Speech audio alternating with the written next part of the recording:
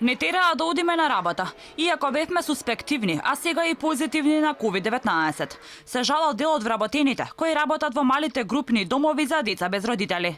Дел од нив за Алфа велат дека во еден дом од 13 лица кои живеат и работат таму, позитивни на корона се 9 лица, од кои 4 деца и 5 вработени. Надредените ги принудувале и болни да работат со некакво објаснување, и онака сите во домот се позитивни. Па поради тоа не било ризично. Со тоа, велат им се крши законот, ние не сме безбедни. Иако бевме суспектни, а после и позитивни, директорката не принудуваше да одиме на работа. Наводно така се договорила со епидемиолозите. Вело дека се разочарани од односот кој го имаат нивните надредени кон децата и вработените.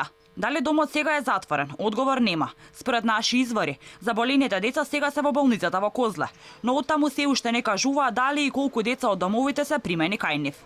Алфа побара одговор од директорката на домот, дали и зошто ги терала вработените да одат на работа и каде се сега децата. Таа побара да испратиме прашање на мејл, но одговор досега не даде.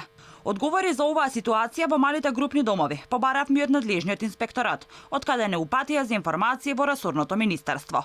Инспекторатот издава решенија на лица позитивни на COVID по добиен извештај од Институтот за јавно здравје. За другите прашања обратете се до Министерството.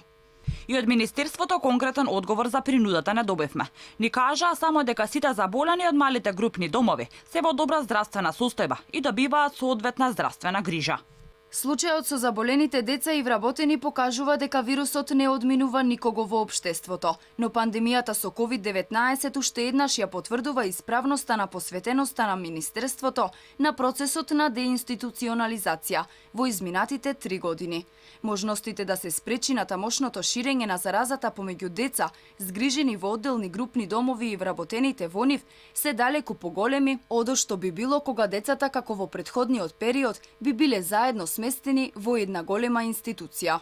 Покрај тоа што дел од децата и вработените се заразени, од домот алармира и дека долго време немале маски и гелови за дезинфекција. Иако Министерството за Алфа вели дека тие обезбедиле се што е потребно.